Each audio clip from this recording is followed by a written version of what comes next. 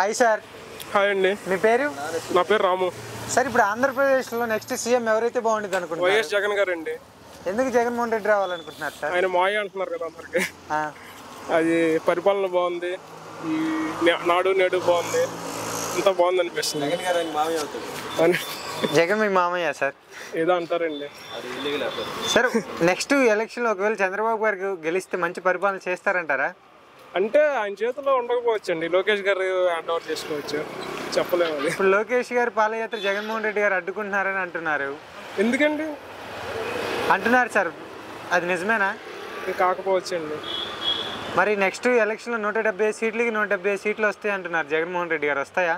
100 వస్తాయండి, 100 రావచ్చు. ఒక ముక్కులో జగన్ గారి గురించి ఏం చెప్తారు సార్? బెస్ట్ సీఎం అండి. సార్, కొడాలి నాని రోజాపై మీ అభిప్రాయం ఏంటి? అంటే ఇక అవతల పక్క తట్టుకోవాలంటే ఇట్లా ఉండాలి.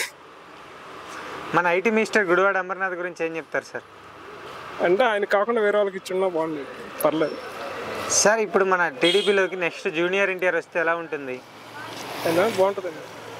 వస్తారంటారా సార్? ఆయన వైసీపీలోకి వస్తే బాగుంటుంది అనుకుంటా. ఎందుకు వైసీపీలోకి రావాలనుకుంటున్నారు? ఆయన క్రేజ్ ఉంది కదా. వైసీపీలోకి వస్తారా? రారనుకుంటున్నా, కానీ వస్తే బాగుంటుంది.